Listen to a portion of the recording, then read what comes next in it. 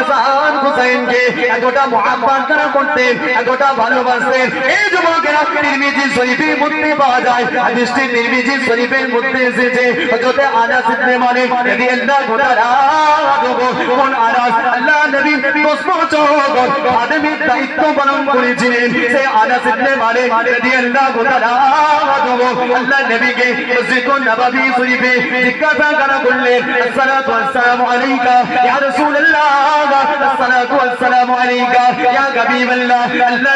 আল্লাহ নবী সাহাবে উত্তর করা দিলেন, আল্লাহ নবী সাহাবে জবাব করা দিয়ে দিলেন। আল্লাহ নবী কি বললেন, ও বাবা কি বলতে চাও বলো। আল্লাহ নবীকে বলতে লাগলেন, ইয়া রাসূলুল্লাহ ইয়া হাবিবাল্লাহ, আপনি আহলে বায়াতের মধ্যে তাদেরকে বেশি ভালোবাসে। তিরমিজি শরীফের হাদিস।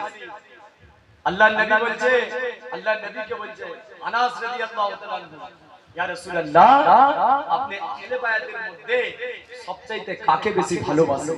জোরে বলুন সুবহানাল্লাহ। আল্লাহ নবীকে জানিয়ে দিয়েছিলেন।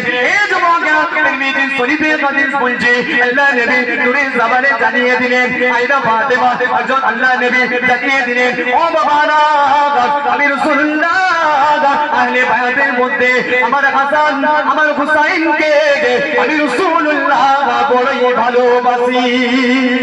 বলে আল্লাহ নবী ভাইয়ের মধ্যে ফাতেমাকে ডাক দিয়ে দিলেন, আয়েশা ফাতেমা লাব্বাইকা ইয়া রাসূলুল্লাহ বলে পর্দার আড়াল থেকে আওয়াজ দেয়। আল্লাহ নবী দেখে নিলেন, ও মা ফাতেমা হাসান হুসাইনকে বার করে দাও। হাসান হুসাইনের আল্লাহ নবী আনাসের সামনে হাসান হুসাইনের গালে চুমা দেয়। হাসান হুসাইনের শরীর